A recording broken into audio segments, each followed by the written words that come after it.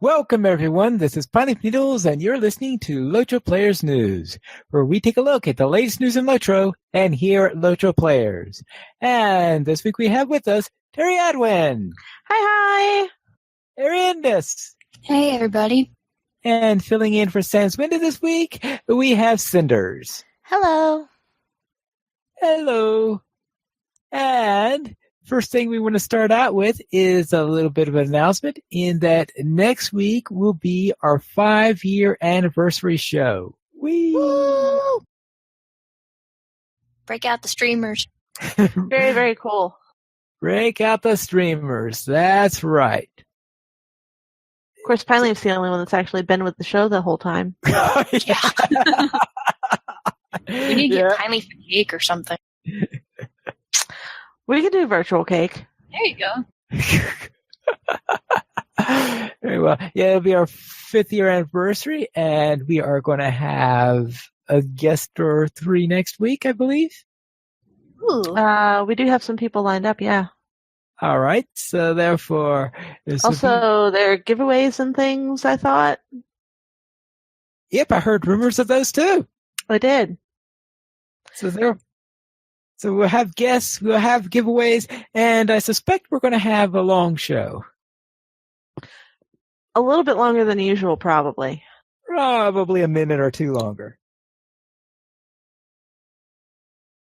But right now, we need to get into this week's show, and we will begin with the game news. And the first item on here is that Sandstone Games has announced that there will be weekly restarts on Tuesday mornings. That is, of course, server time.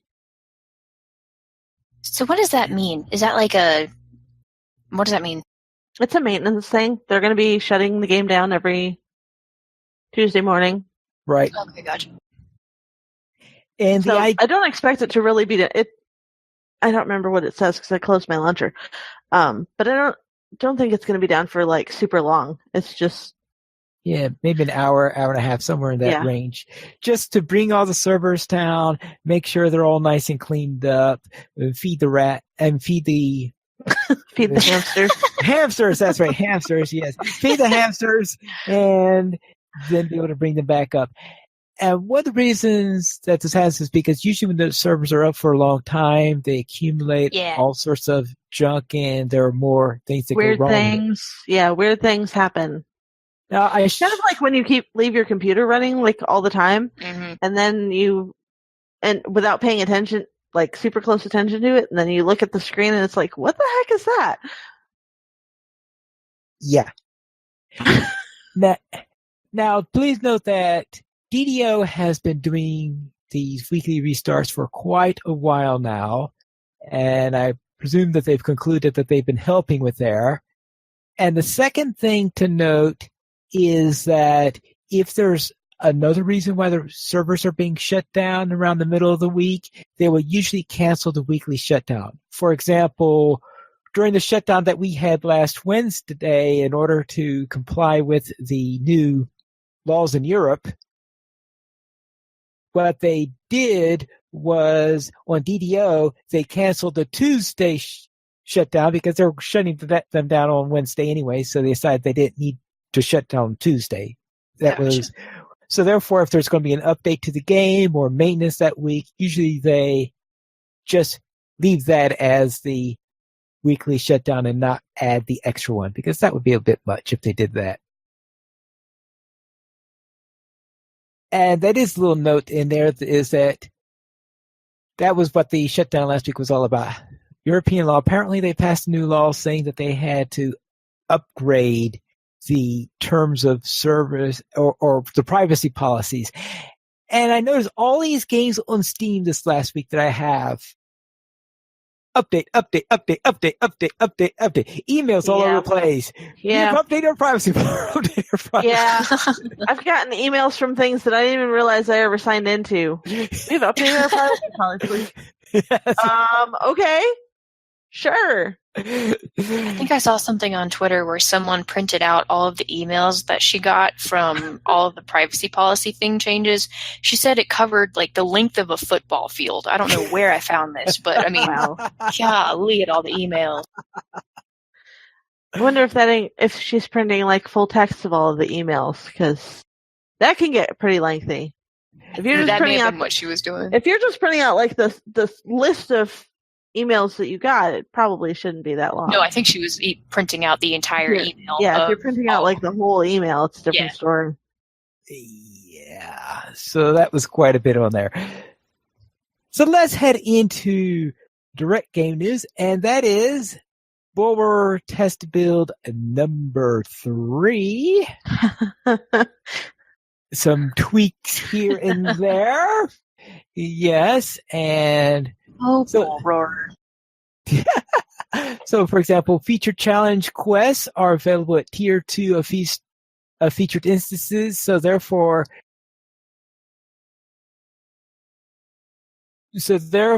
if Tier 2 of featured instances, so you could try them out on there.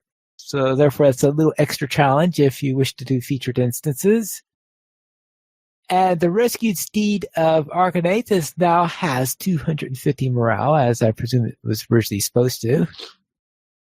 Yeah, like all the other rep steeds. Here's a nice one. Racial travel skills will now be usable while mounted. I wonder if they're going to do that for hunter travel. Or can you already use hunter travel while mounted? I think you should be able to use it because I think I do that on my Warden all the time. I wonder if you can do that for the rep ones. I can't remember. Oh, we'll just have to go and experiment. Yeah. And Eriador Anniversary Scavenger Hunt quests are now open to all players of all levels, and they've removed the level restrictions, and the quest objects will now appear properly. All that fun stuff. And as for class changes, Burglar, Clever Retort, and Rage, Trick, Bleed now increased by the trait Honed Wit, whatever. And then the Hunter changes. You mean the big, massive paragraph of text?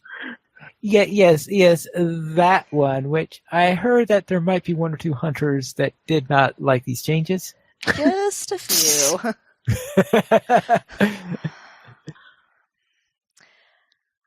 So I've had the pleasure, or not, of listening to one of those disgruntled hunters for several days now. People are wondering why Sans is gone. You know, maybe this is why. No, but... Oh, no. I have a feeling the folks at the library will probably wish they hadn't called her. They might be wishing that by now. However, no, she was quite upset. Sanswinda was, and she still is, enough to rage quit Bullroar, which she said she had never ever done before, and also upset enough to try to figure out how to do a forum post, which was like an hour-long endeavor because she was mad. And then she spent another, 2 to 3 hours writing and editing her post before she actually put it in. So yeah. Sanswinda also did her first forum post over this. So she did it like a conference paper? Very similar to, yes. Not quite that involved. I mean, it's not, 20 pages long, but, It was quite the wall of text, but it's, I'll let you read it and then we can talk about it. All right. Sounds good. Here we go. Everybody strap in. Blue Line Hunter Thoughts. My main has been a Blue Line Hunter since I started, and I've never minded Red Line getting more DPS. I valued the ability to attack on the move, whether while running and deeding or kiting for my life, though it is definitely more valuable to me in fights where I am kiting for my life. The last couple of builds have been interesting, and I was enjoying the changes to Red Line, and I'm looking forward to using it in a group. However, this last build broke Blue Line for me. It has not been this painful to play my Blue Line Hunter since she was level 6 before the last Hunter update. Right now, if I stay totally stationary, Blue Line on Bullroar has reasonable DPS. The cooldown on Barrage is annoying. I'd rather it just tear back down automatically or do less damage than be out of rotation for 2 to 15 seconds. But I can live with it if I have to. The idea of adding survivability to Blue Line would balance out the cooldown on Barrage, since in theory a heal or purge poison could be used while Barrage is on cooldown. except for one huge problem. None of them can be used on the move, which totally defeats their usability in blue line if I'm fighting. The ability to use them on the move could be offset by a slightly longer cooldown if needed, but they need to be mobile skills if they're going to be useful in blue line. This build has introduced another mobility problem.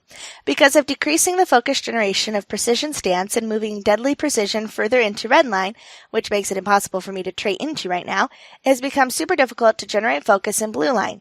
If I stand totally still, it is possible to generate focus the same way I used to in red line, but it is not working on the move.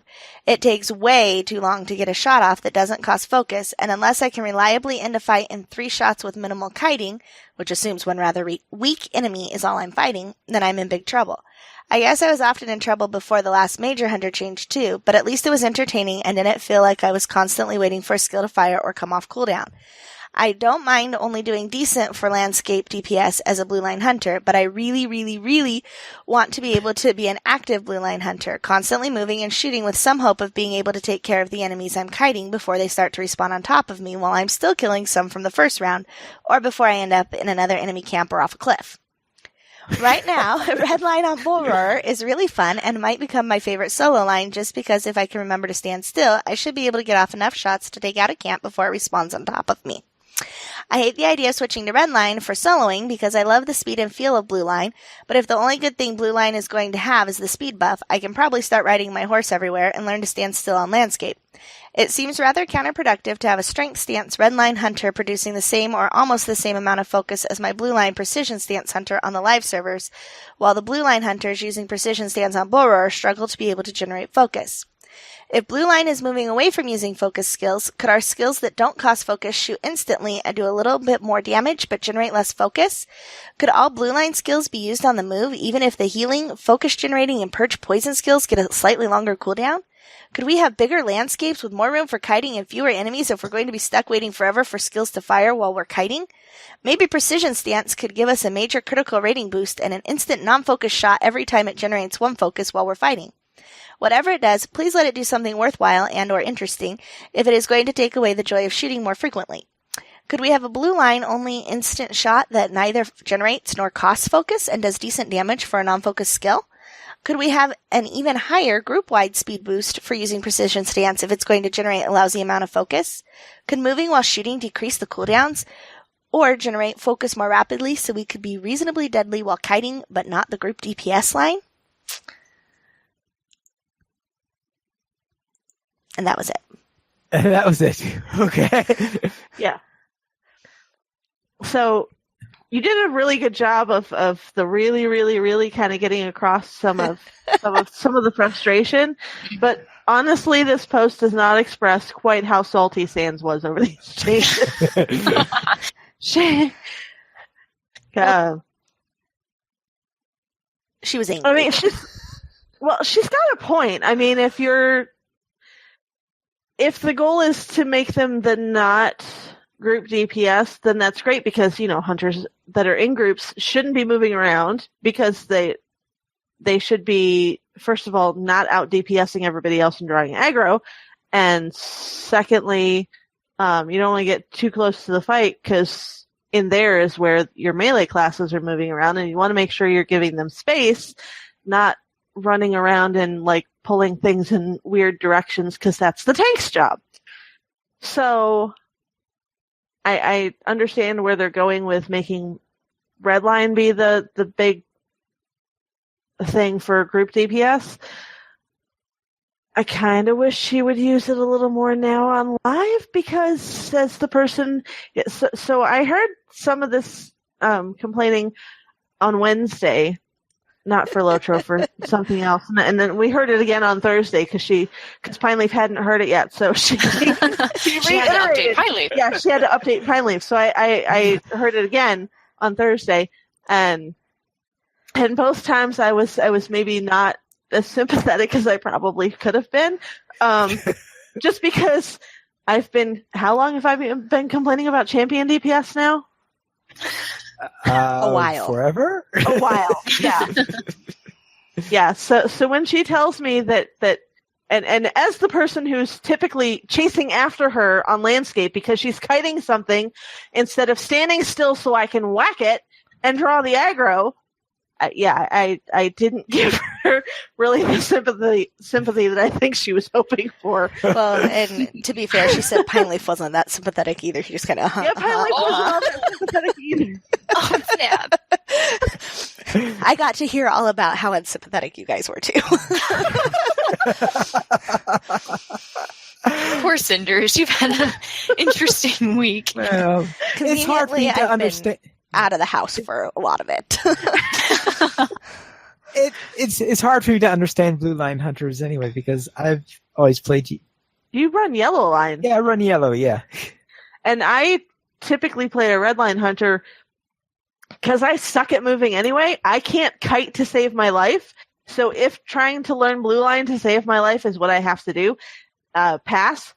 It's actually why my hunter got left at level 101 in Central Gondor somewhere. Because Redline DPS wasn't doing it for me, and yeah. Because I prefer to stand way back and start shooting and have the enemy die before it gets to me, which is not the reason for Blue Line. That's what you do in Red Line. Yeah. And that is not how Sans plays either. I know it's not how Sans plays, because again, I'm the person chasing her all over the landscape. Yeah.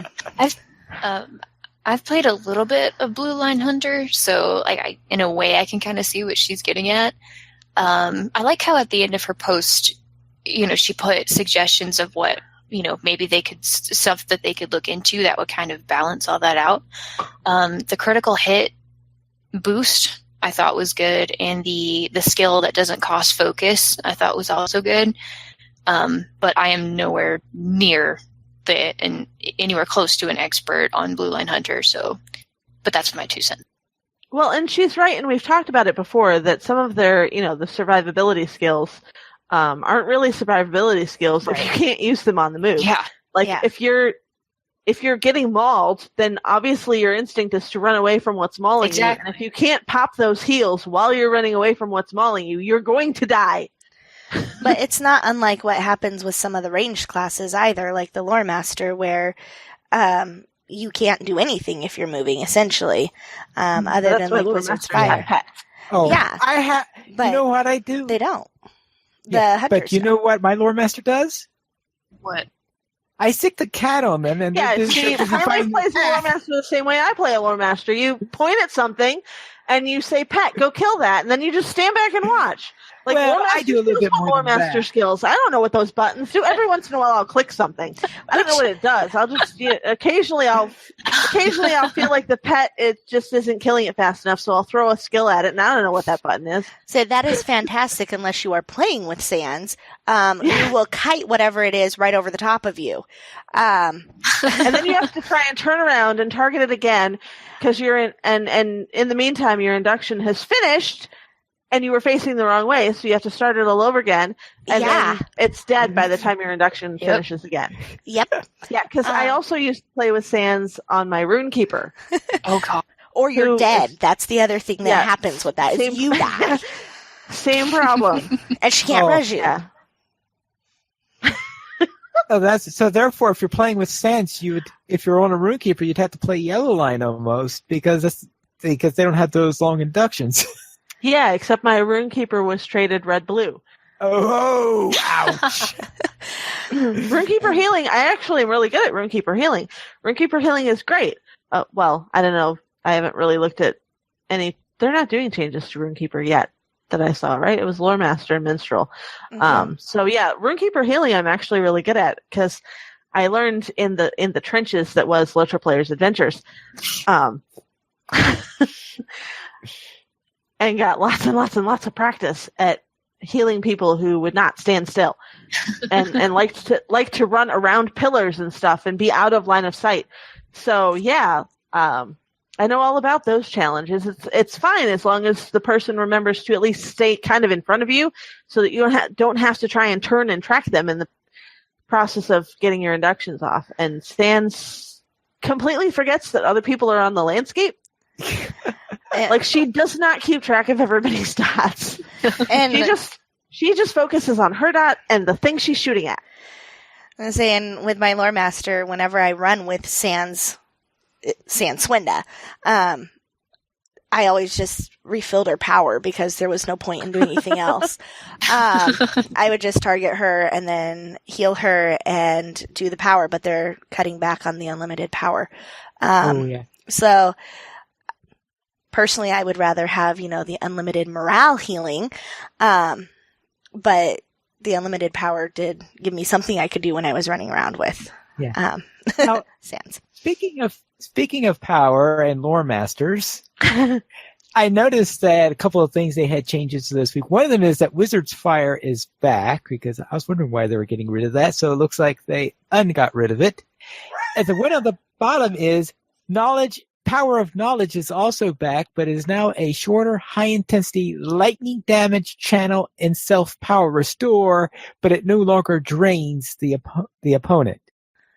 So that means... I'm sort of okay with, but I liked the power drain on the opponent.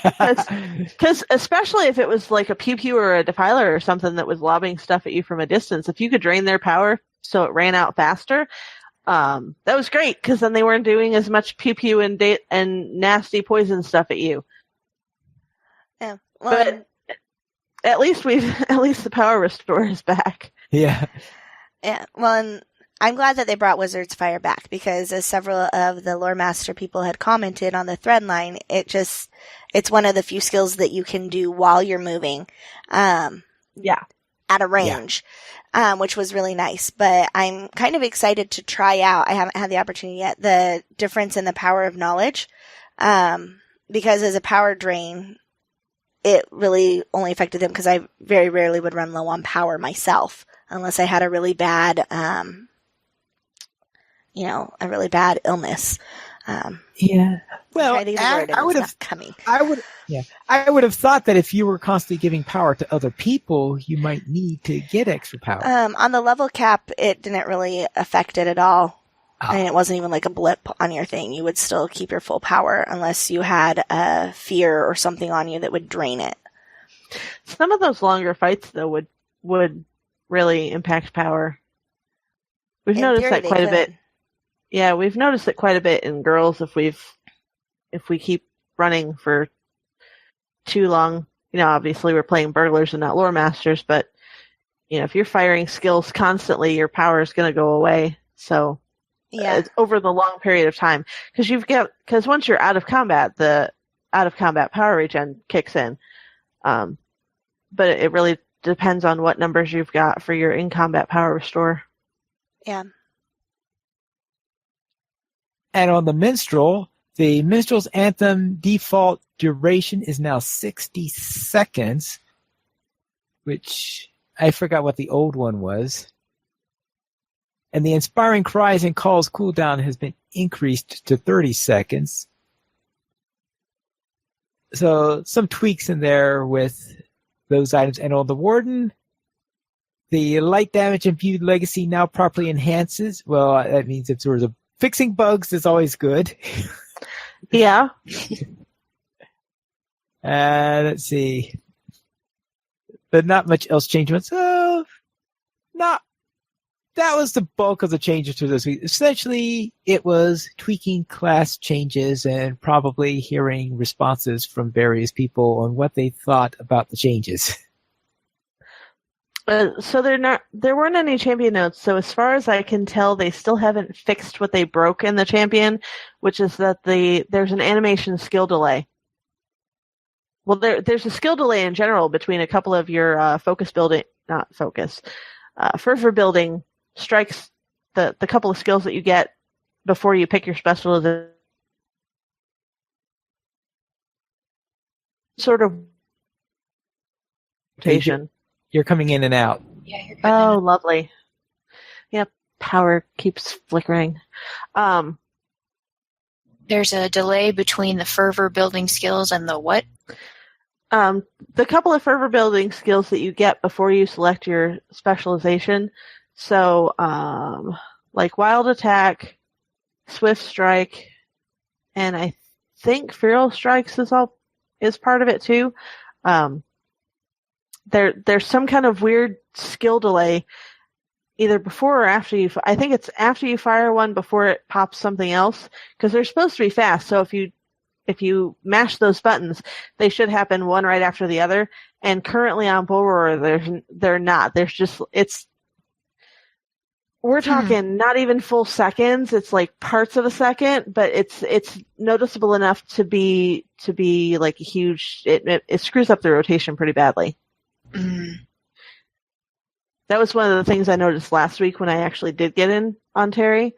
That those couple skills are firing slower, which is where you build up your fervor to use the bigger skills that aren't firing slower.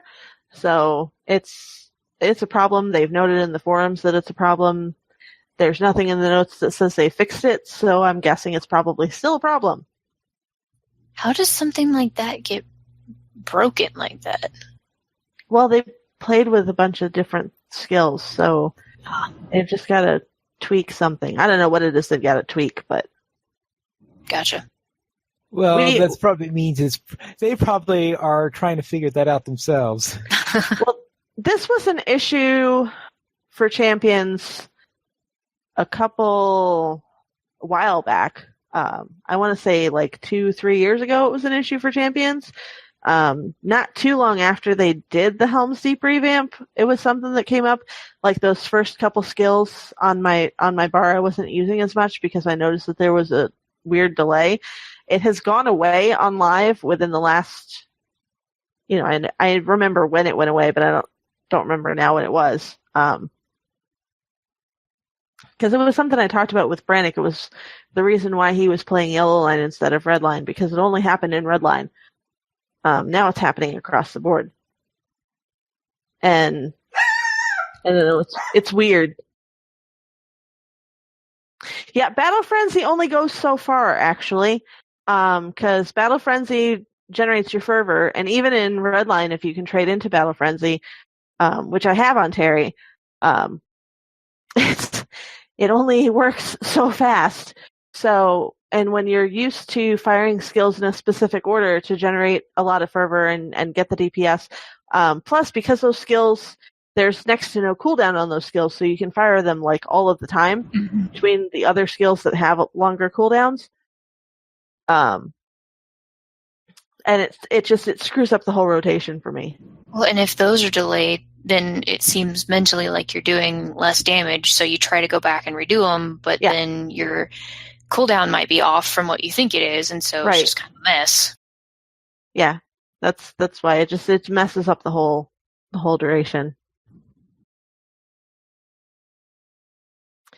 And it's probably not a problem for the people who click their skills because they're getting a delay anyway because they're clicking their skills. But for those of us who are key mashing, it's definitely a noticeable issue. Speaking of key mashing, you know how I could tell Sans was really mad? Is I could actually hear her pounding on her keys the other night.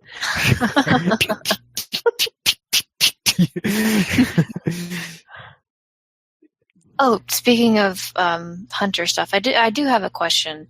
This might be an extremely noob question, but here we go. In the class changes that they have listed, it says, where did it go? The second from the bottom for the Hunter, Barrage now has a 2-second cooldown per shot and a 15-second reset cooldown. It says Barrage 3 also hits brutally hard. I've never... Is that... Then that is a Blue Line specific skill, so it's a skill that you only get in Blue Line. It used to be it tiered up and kept tiering up and didn't really have a top tier limit.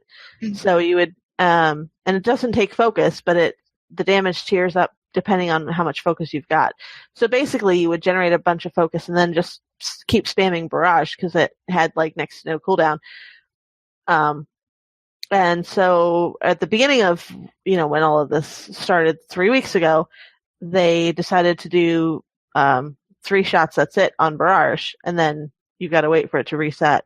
So now they've got a 2-second cooldown between Barrage 1, 2, and 3, and then after Barrage 3 hits, you've got 15 seconds for it to reset. But the third tier is apparently amped up so that it hits brutally hard. Okay. But 15 seconds is a long time to wait between shots. Depending on where you are, you might not have any mobs left at that point, and depending on how far you use that in your rotation. Well, for Blue Line Hunters, they're probably still fighting, Yeah. especially if they're not I just mean, getting like, the damage depending on numbers where you are. that they were. Yeah. I mean, 15. Think about it. 15 seconds is a long time as a champion. Mhm. How often do you use those skills that have like a 10-second cooldown in a fight? You use it like once, and then the fight's over before it cools down. Sometimes I kill 2 or 3 things before my skill has cooled down. Yep.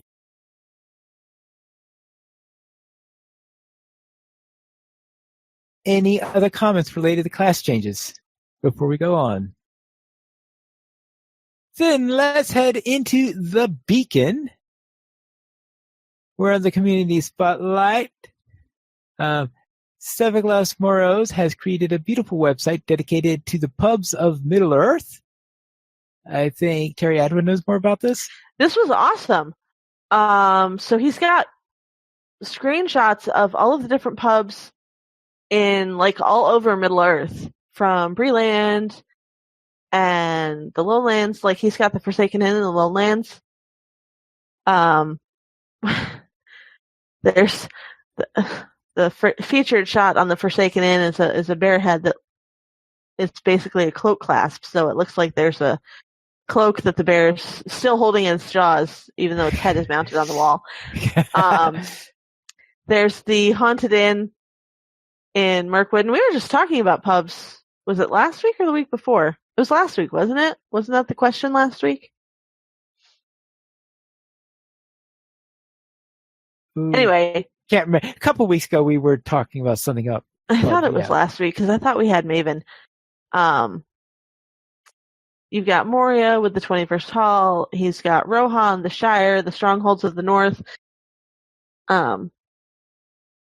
Which Strongholds of the North includes the Burnwater House in Laketown, which we visited that place.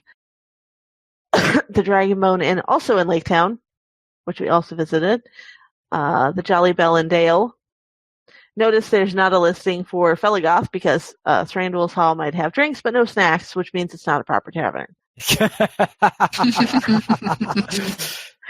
So, and like little blurb like you would see in a tourist blog,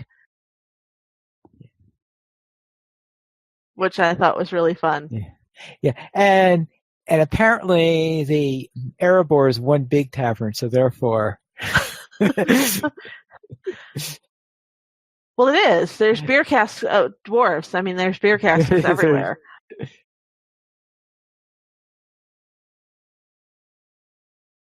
True. And in Rohan, they only list 3 of them, but then let's face it, they do call the home of each of the things a mead hall. A mead hall. Yep.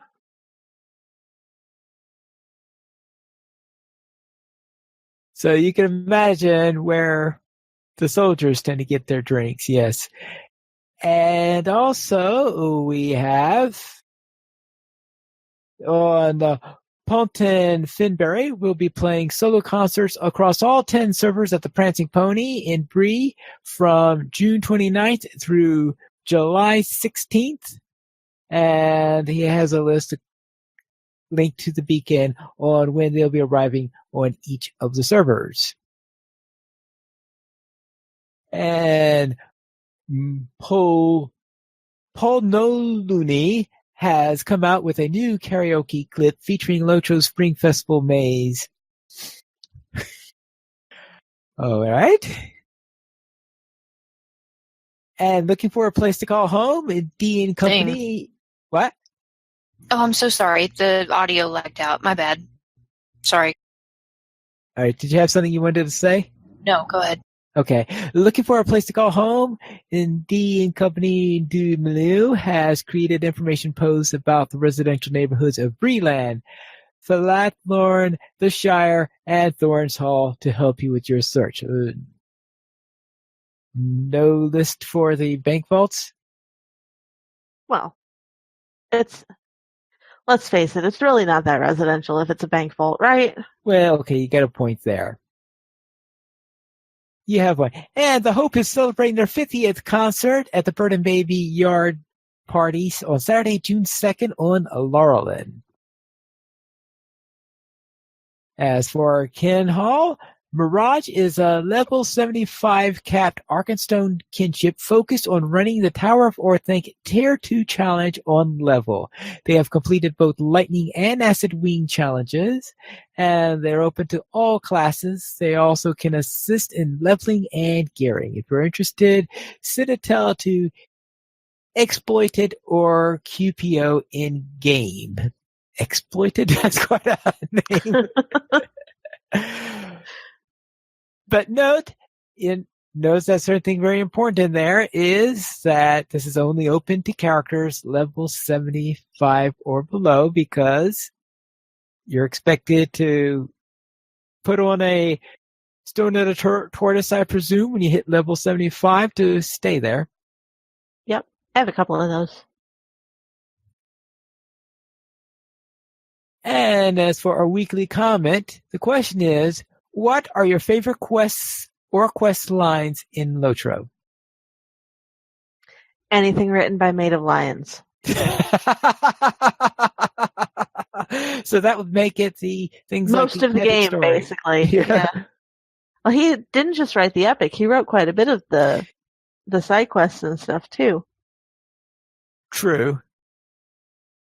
Yeah, he does a lot of good quests in there.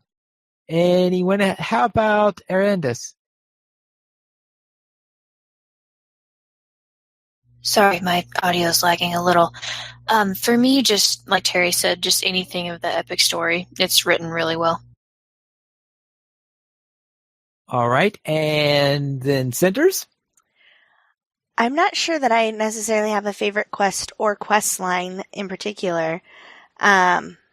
Most of my characters that have played in-game quest lines have never gotten beyond Moria on their own, and the one that has, of course, is my level capped character, who really has only thoroughly done Mordor. So I can't say that anything in Mordor is a favorite, but I do like the Shire quests. I think they're just kind of fun, especially when you're a little bit over level and you can kind of run around and not have to worry about anything killing you.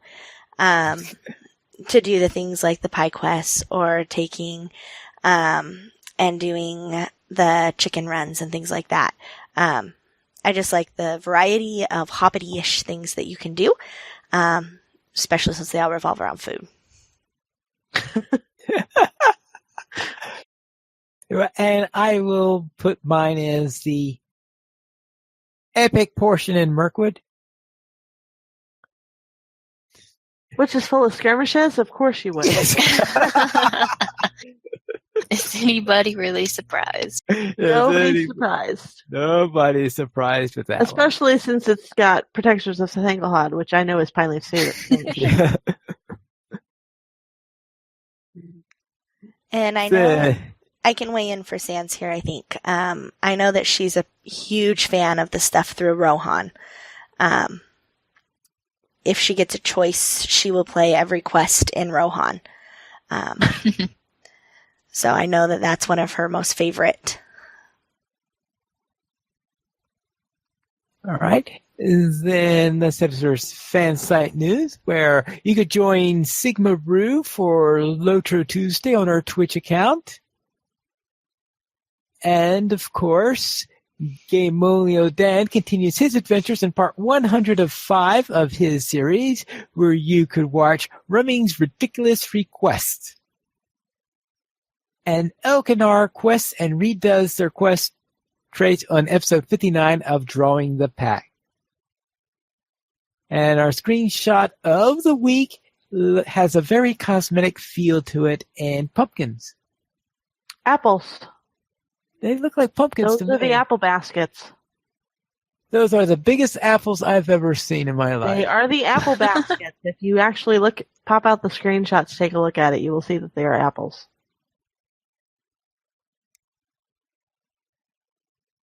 All right. You're not really going to argue with me about a cosmetics thing, are you? Well, the proportion. She has found the largest apples then that exist. Yep.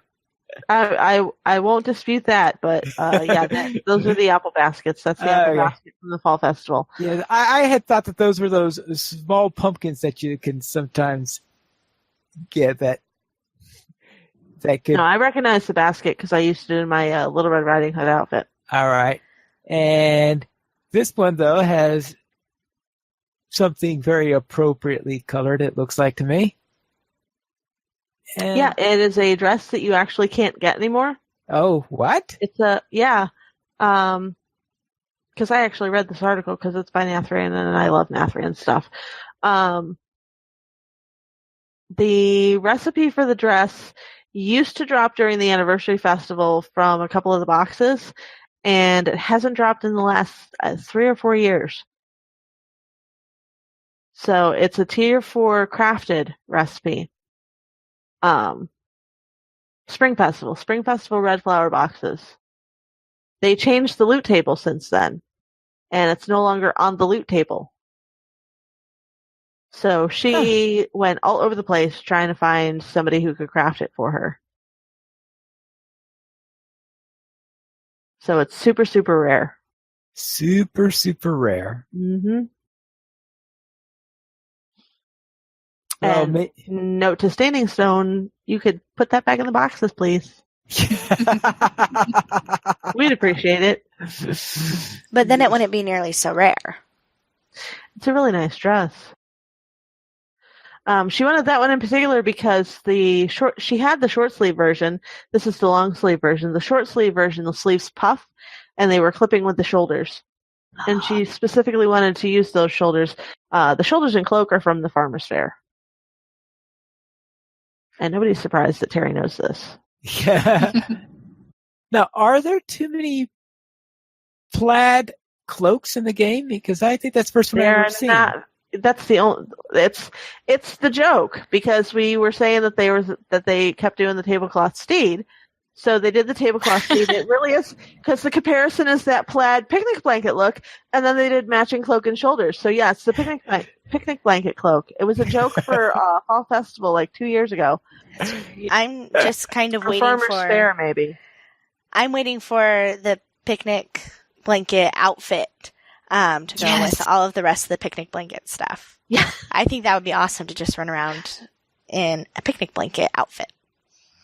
It'd be great if they gave we you got a the title. sunflower pajamas last year. True. Wait, what? The summer festival clothes look like pajamas. The tunic and trousers look like pajamas. That's awesome. Particularly if you get the long-sleeved version. Uh-huh. I put them on Other Champion, actually, because he's usually the one who has to suffer through those things. And so his weapon in that outfit is, let me double check, because it was funny. I say it's too bad it couldn't be a pillow, but I know that's not one of our cosmetics. Unfortunately, that's not a cosmetic implement that they have allowed into the game. But it would be awesome. It is this one. It's the pitchfork. His weapon is the pitchfork. Nice. But it's, yeah, so he's got the tunic and trousers and the hooded cloak, and he basically looks like he's ready for a nap.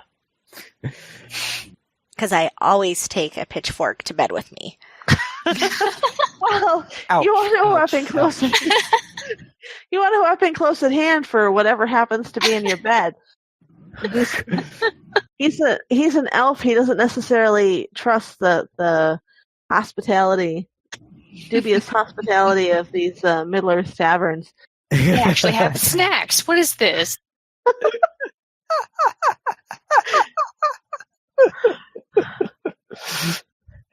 All right. I noticed that Tyra Dorf gave us an answer to our question earlier about favorite quest lines. And Tyra Dorf said, Bingo Boffin. Yep, that was also made of lions, by the way. It was also made of lions, yes. And that, of course, is also a favorite. I would have to say that's also a favorite one of mine. So let's head into our store sales. And I will assume, based on what you said, that a certain dress that hasn't been available for 2 years is not on sale because it's not available. No, I'm going to let Arendis read them because I don't want to. Okay. Okay. This week, It's a 35% off legendary level cap increase, the legendary stat upgrade, relic packs, legacies, legendary slot unlock, and legacy tier upgrades. And scroll of combination is at level 50 plus, and relic removal scroll for level 50 and over. The free sample of the week is 1 black die, or the black die times 1, with coupon code DIEBLACK. So pretty straightforward, just DYE black. Now through May 31st. Yay! And then the rest of the sales. And also, I have a question on those. Yeah. So if you had, those are for the legendary items, correct? Yes. And what is the legendary level cap increase then? So like if you had scrolls and things that you can get in other ways, but if you don't want to get in other ways, you can buy them from the store, but don't waste your LOTRO points. Okay. Well, I was just wondering because I was like, wait a second. I thought that, the roving threat ones were the highest ones, and I didn't know. I was like, you can increase the level on those? Yeah, no, that's okay. That's if you don't want to do that work. So, and if you're feeling lazy and you have an overabundance of LOTRO points that you really shouldn't spend on these, yeah. So it would be more for like starlit crystals and things like that. No, it's not even. It's literally the scrolls. Oh, so it's just the scrolls? Yeah. Okay. Legendary stat upgrade. Yeah, it's the scrolls of empowerment or whatever. Okay. You can just buy them directly from the store, but again, don't waste your points. Yeah, and say There's better things to spend your points on, like wardrobe and storage, and wardrobe and cosmetic slots if you don't have all 7 already. slots. Extra character slots. Veteran status for those new alts you don't want to do the intro with. Journeyman riding trait. Journeyman riding trait, yeah. Account wide journeyman riding even. Which is totally worth it. Yeah. And provided you have multiple alts, because if you've only got like the one alt, then it doesn't really make any sense. But then, But if, I don't but if understand you those people had anyway. it, you wouldn't have to repurchase it for each character. It would just automatically be there for them. Right, but there are actually amazingly people that play this game that don't have like multiple alts. There's actually people that play that only have one character. Bless them. I don't understand them at all, but they do exist. Do they have one character across just the one server, or do they play the same character across multiple servers? Like one character in the game, period. Oh. Yeah. one They're character. rare, but they do exist. I don't know. I don't get it. I couldn't do it. I'm too much of an alcoholic. Yes, they're the ones who think that they are being very, very risky if they make a low-level alt to visit Weatherstock or something like that. Right. Yeah, yeah. Oh well, boy, visiting another server. It's like, Well, to each their own, right? yeah. Right. Exactly. And there is another note that the Spring Festival Encore has been extended because they suddenly realized that they were planning on stopping it in the middle of a holiday. Oops. Oops. Yeah, you might want to extend that. So let's head into our site news, and we'll begin with another article on 99 instances. The level cap 60 Moria 2 of 4. So therefore this time talking about the dark delving, wiping and making progress. That pretty much describes the delving. Yeah. The forges. The forges. Yeah, the forges is... I don't particularly like the forges, if I recall correctly. Filgashan, which is a lot of fun, especially if you try for the challenge, because there's mechanics and puzzles and things to get through. And it's really hard to coordinate a group of girls through that, because I've tried. on at least 2 occasions, and we haven't made the challenge yet. Because you've always got that one person. Oops. That. Yeah. It's especially fun to do that on level, though, because on level you actually have to kind of take into account the different mechanics and puzzles and things, because if it's still challenging. Like it's one of those, all the Moria instances don't scale, so you can easily go through over level and just walk through it. But actually doing it on level, because I've done it with Sarissa, it was great fun being the burglar in the orc gear. I have pictures of her in the orc gear, actually, because it was great. Because it was the burglar's time to go, yes! All right, everybody follow my lead and be slow and don't rush into and kill all of the things. We didn't manage it successfully, but we came really, really close. I really like how he says, armor as thick as Bomberg, we'll be waiting for you. Yeah, Nice. pretty much. That boss fight. So Filgashan is mechanics and puzzles up to the boss fight, and then the boss fight is a little bit trickier. So the rest of the instance you think is challenging, and then you get to the boss fight, and that's actually challenging. That was another instance where I'm pretty sure she died within about 30 seconds of seeing the boss. She went splat really easy for bosses. And then the 16th Hall, which Squirrel says is the instance that you forgot about. And I think a lot of people do forget about the 16th Hall. There's a fun little story going on with it. I know the 16th Hall because the burglars... So I think we talked about how every class has an instance in Moria that they have to go in as part of their class quest. You don't have to, but that's how you get the title for that tier. And the burglars one is the 16th Hall. So I dragged everybody through the 16th Hall, and we were in the room where it was time for me to do my thing for the burglar thing. And they didn't realize that I was going to do my thing for the burglar thing because I did it, and I went, oops. And we died. We ran back from the beginning. Oh, no. Yeah, that happened a lot with that group, actually. It's kind of the group where I learned what not to do. And then Scumfill,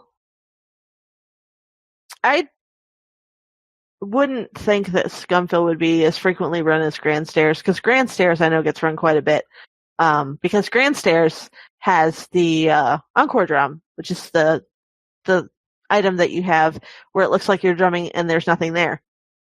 They call it the Encore drum because they use it at concerts to call for encore of the band.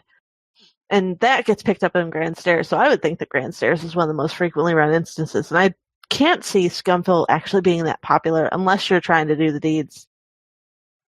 Because lots of deeds for that one. I did it over level with my level capped character. I went in and did it just with her and her bear. And I had to use LOTRO Wiki to figure out what to do because I didn't know that depending on which way you went, you'd get different pieces that you needed. Right. But I was frustrated with it.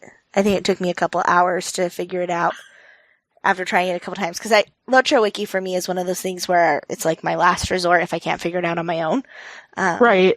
And so finally I was like, I need to figure out what to do. But I was doing it for the trait points. Yep. Is that where the Lore Master quest takes you? I don't know because of having those, the books that gave us all of those trait points and then not being able to do certain quest lines. I don't know if those were some of the ones that were given to us, as far as what they had to do for their trait points that way. I was just trying to go through, and finish out the deeds to get the trait points. And that was one of the ones, and I think I was also working on Rep for Lothlorien in the area and then ended up doing it without really knowing what I was getting into. Because I really and truly don't do instances and skirmishes unless I have no other choice. Shh, don't tell Pine Leaf. He knows. He's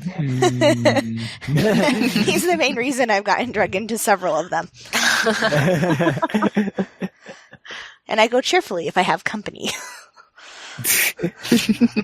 You don't like soloing them. No. Which would be why I took my over-leveled one in. I found that level capped, I enjoy them more, because then it's more like a puzzle, and I don't have to generally worry about dying. But otherwise, I'm not likely to try and tackle them. Yeah.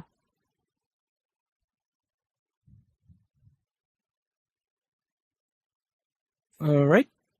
And then let's head into Poems of the Pine,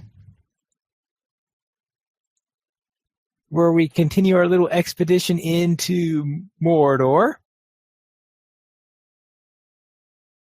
In Chapter 2, Part 2 of the Black Book of Mordor, Madness in Mordor. From the east there came a clatter that told that Rogrim went mad in a raging fury. We found our friend near a fetid pit where Barad-dûr's basement gate. We knocked some sense and soothed his mind, then Rogrim left rotted Mordor. Then Codeville learned that the land's too dark to stay and study the stinking realm. We returned to the gate where Gandalf reported that a messenger came from the mouth of Sauron. Dagobeth had a deal to divide the realms so that the mouth would rule in Mordor alone. Aragorn refused the false promises, for Mordor was marked with the disunion.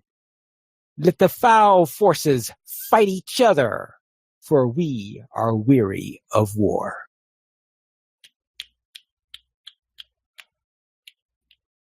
You have to wonder what would have happened if they would have actually let us walk away at that point. Spoiler, you don't get to walk away at that point. Nah, you know. Oh, well. Too bad. Let's head into our new player question then. And Arandis, what's going on this week? This week we had a question sent in via email, and if you guys ever have questions you want to send us, we'll list the email at the end. This one was sent in by Pete. He said, when I'm in a raid, each character's information block has a color tint to it. I've searched through the wiki and I can't find anything about what that means. Any ideas? So I'm pretty sure we've talked about this before, if not on this podcast, then on the other podcast. As far as I can tell, I don't know that anybody knows what it means. I really and truly, because I've asked, because back when I was, I asked the ploy folks, because, they're raiders. I've asked a couple of other people who are raiders. Nobody seems to know. I think at one point it was significant of something, but nobody ever really took note of, nobody really pays attention to those colors. Who pays attention when you're in a raid? You've got other things to focus on. I paid attention, and it was driving me crazy because I couldn't figure it out. I still can't figure it out. So if somebody out there listening to the podcast happens to know what that means, we would love to know, because I have no clue. Yes, email us at podcast@lotroplayers.com. Let us know. Or you could comment. Or you can comment on that too. Article, yep. Or leave a comment on the YouTube video. Leave us some feedback, because we would love to know, because that's one of those things that's still hanging out there that I don't know the answer to, that I would really love an answer. And that's our homework for this week. Let's head into our weekend Lotro. And Cinders, what were you up to? I really haven't been up to a whole lot, because we're winding down with school and everything, and so things are getting crazy with field trips, and I just haven't been home. But one of the things that I did do was do some retrading on my Lore Master and Guardian on Landreval, but I ran out of time to see what kind of a difference it would make in gameplay, because I did it on the live servers just to see what I could do, because the last time I was on here, I was talking about the fact that I really didn't have any idea and I wasn't paying a whole lot of attention when I did the trait points originally. And so I went back to give them a more thoughtful look and really look at the skills that I used and see what I could do to get them and maybe try some other ones from different lines. And ended up trading my Lore Master into a blue-red mix. And I think I did the same with my Guardian. It was a blue-red mix rather than just following one trait line specifically. But like I said, I haven't gotten a chance to try it out yet. And Arindis, how was your week? It was good. I haven't been able to be on the podcast because of school, so I thought if it's okay with everybody, I'd kind of recap for the past 2 or 3 weeks. So the last time the girls of Middle-earth got together, so I guess that was, 2 weeks ago? Well, we got together this past Sunday, so it was 2 weeks ago. 2 weeks ago. Before that, yeah. 3 weeks ago. Yikes. I need to keep track of time better. Anyway, that 3 weeks ago, the girls of Middle-earth had their little burglar group get together, and they graciously let me use my hunter because my burglar was extremely underleveled at that point. I was the only one who died, but I had never done. That's not true because I died too. Did you? Yeah. I did not realize. You totally could have played it off like you didn't, But during all of that, they were just referring to me as I was fine with being the only person who died. Well, okay, anyway. That didn't work as well as I thought it would. Anyway. But it was really fun, and I appreciate them letting me use my hunter in there. And I will level up my burglar for the next time. I got my boyfriend into LOTRO a little while ago, and he had chosen a Guardian, and he played with it for a little while and wanted to try something that did a little bit more DPS.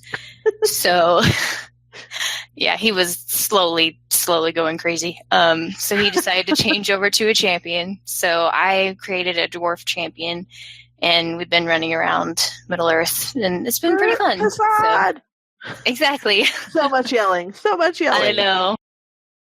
But it's been pretty fun. I've never played a dwarf before. This is my first one, so it's been fun. So Terry, what have you been up to this week? I just have to say, dwarf champion, if you've never played a champion before, dwarf is probably the best way to go, because dwarf champion, it doesn't matter what you're doing, you always sound like you're having fun. Exactly. Like they do. They because you don't really hear the other race champions, like the elf champion, the human champion, and even the high elf champion. They don't really make a whole lot of noise. That dwarf is just Baruch Kazad, ah, and he just sounds like he's having the time of his life, regardless of whether anything is actually dying, other than the dwarf. Baby champions come pretty slowly. So that's awesome. As far as my week, so this week on Girls of Middle-earth, the reason why I know that it was not this past week, but the one before that, is because the only people who actually showed up this week were me and Maven. But Girls of Middle-earth is eligible for a kin house, so Stealth Arena and Abscondo logged in, and we did some house shopping. And then we skirmished irresponsibly, not totally irresponsibly, but not entirely responsibly either. So that was pretty fun. We did Storm on Methodist, the two of us, and it was 2 burglars and 2 warriors and no healers. It actually went better than expected. Neither one of us died. She was taking her cues from me as far as like not rushing forward into the courtyard and making sure we backed up when we were taking the flag, to kind of at those choke points letting the rangers go in and do their thing. That the bait and bait 2 got into a little bit of trouble, but it worked out. Pine Leaf, are you okay? Like, do we need to check on Pine Leaf? What? Do we need to check on Pine Leaf? Is he okay? Come on, Pine Leaf has seen me skirmish. Just want to check. Yeah, nobody died. It was fine. Terry Edwin has wrapped up the Dale story and will be heading to Erebor next week. So I'm at a point in the Dale, in the not the Black Book of Mordor, but like the other story, the Strongholds of the North storyline that's kind of going along with it. That we're going to learn about dragons, and I'm so excited because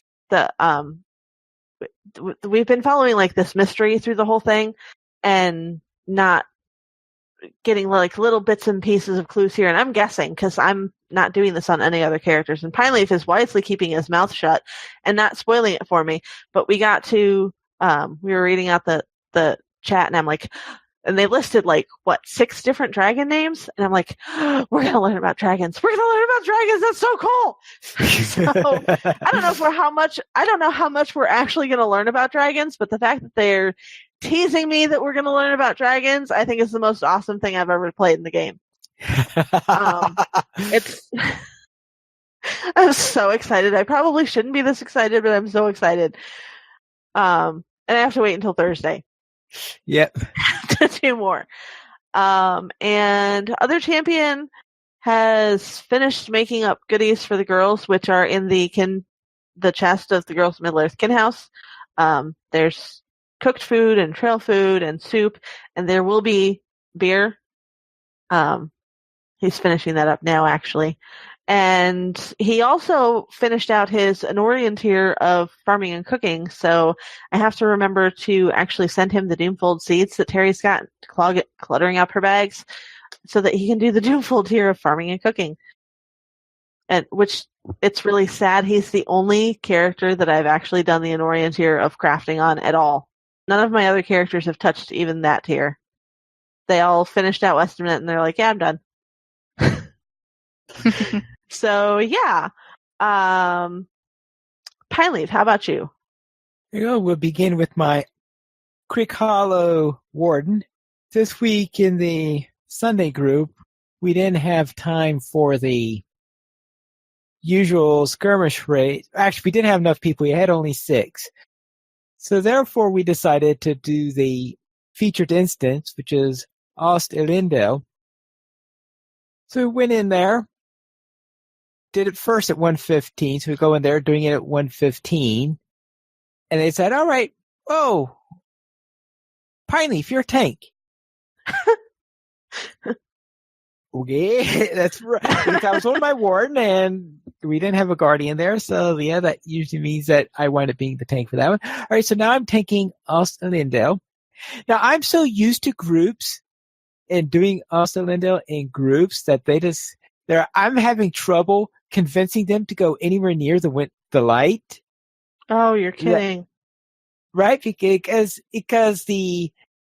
Because for some reason either we're overloaded or something like that. So used to groups that are having trouble. So this is the first time I was in a group that was actually paying attention to the light. So therefore I had to take that into account because I've been trained by poor players in that particular instance. So therefore so we're doing it on the light, and I think we ignore some of the other sides. So they were doing it very differently from what I'm used to doing it. And of course, we get to the final boss room and says, "Oh, of course we're doing the challenge." Of course, since I was the tank and not the DPS, I didn't have to worry about the challenge as much as everyone else, because as long as I was the one being pounded upon, the real damage is being done by the others, and it's the DPS are the ones who really have to worry about the challenge in that particular way. Since the idea there is to keep the sisters alive until the boss is dead. Mm-hmm. So therefore, we actually finished the challenge. I think that's the first time I actually finished the challenge at cap on that particular instance. I can't remember another time. It's possible, but I don't remember another time on doing that. And it's certainly the first time in which I was tanking it, doing that in tanking. So therefore, that was a little fun bit there. And of course, after that, then we redid it at 105 just to do for both rewards on the featured instance. And of course, that was like, boop, boop, boop, boop, boop, boop, boop, boop, everything's dead. Then on my Lore Master that I'm doing for the YouTube series, I finished book 8 of Moria, which means I'm finally done with Moria. Yay! And now it's time to head into that nice, cheerful place known as Mirkwood. But at least, of course, with Mirkwood, we get to do some skirmishes. And they're not all defensive ones like the ones in Moria are. Then, during the field trip yesterday, my High Elf Warden, we had Sans and Mortumbra there. So therefore, the three of us ran a skirmish. And I was just below hitting level 30 after the skirmish, so I decided to turn in a couple of tasks and one other quest so that I hit level 30, and that meant, of course, heading over to the North Downs and doing the level 30 quest for the Warden, which is always a nice little thing to do. So therefore, I hit a major milestone there. Now let's head into news beyond the LOTRO, where Eriador Adventures is now available on PDF for Adventures in Middle-earth.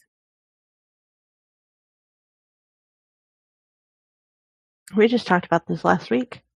Yeah. So therefore, yeah, we told you that it was available for pre-order and hardcover, but now if you want it right away, you can get it in PDF if you prefer that format. And the May D&D sale is the bundle for Middle-earth Adventures.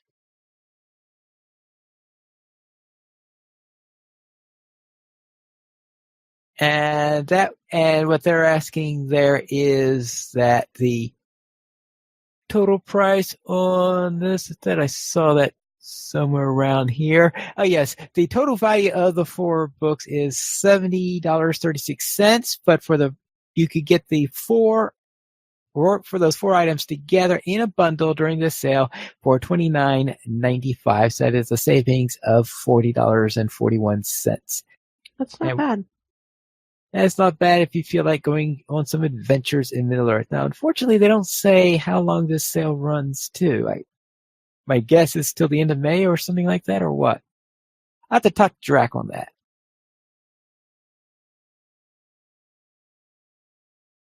We currently have 16 supporters on Patreon. If you'd like to join this illustrious array of players and help support LOTRO players, you could go to the donations page where you can support the Players Alliance on Patreon.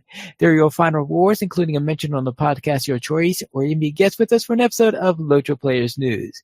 But please note that we are currently in the process of coming up with a new patron reward system, and if you have any suggestions for this on what it may do, you could send an email to track@lotroplayers.com, and we will take that into account when we redesign the rewards. If you wish to contact us for anything else, you could send that to podcast@lotroplayers.com. For example, if you have any new player questions you would like to ask, as we had someone do this week, or if you have anything else you would like to comment on. You can also follow us at Twitter, the Players Alliance @PlayersAlly, LOTRO Players @LOTRO Ariandis @Ariandis, Pineleaf @Pineleaf Needle, Senswinda @Senswinda, and Terry Adwin @Terry Adwin. And is there any place that they could reach you, Cinders?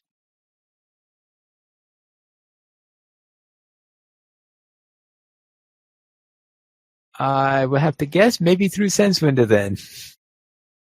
The Players Alliance has 4 shows. Every Monday at 8:30 p.m. U.S. Eastern Time, we have DDO Players News. Every Saturday at 8:30 p.m. U.S. Eastern Time, we have LOTRO Players News.